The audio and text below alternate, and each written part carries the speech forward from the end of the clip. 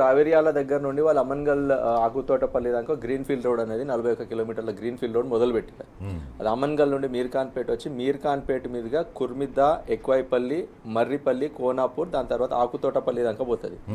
ఈ కారిడార్ మీరు చూసినట్టయితే దీని పోటీ ఉన్నటువంటి అన్ని గ్రామాలలో ఉన్నటువంటి వీళ్ళ అనుచరుల భూములు మాత్రమే అక్కడ చుట్టుపక్కల గ్రామాలలో ఉంటాయి. అదేవిధంగా కోనాపూర్ గేటు నుండి కోనాపూర్ చౌరాస్తా నుండి మాడుగుల వరకు ఒక 100 ఫీట్ రోడ్ని ఇమీడియట్గా శాంక్షన్ చేశారు. ఆగ మేఘాల మీద శాంక్షన్ చేశారు. ఇప్పుడు పోయి మనం కోనాపూర్ చౌరాస్తాలో నిలబడ్డా కూడా ఆ రోడ్ పోంటి గంటకి కనీసం ఒక 20 వాహనాలు కూడా పోయేటువంటి పరిస్థితి లేదు. దాన్ని 100 ఫీట్ల రోడ్ శాంక్షన్ చేసిరు, which will crisscross this green field road. Ratan Tata green field road 330 ఫీట్ల గ్రీన్ ఫీల్డ్ రోడ్ ఏదైతే చెప్తా ఉన్నారో అది 100 ఫీట్ల రోడ్ పై నుండి పోతుంది. ఎగ్జాక్ట్ మాడుగులకు పోతుంది. మాడుగులలో ఎవరి భూములు ఉంటాయి అనేది అందరు కూడా తెలిసినటువంటి విషయం.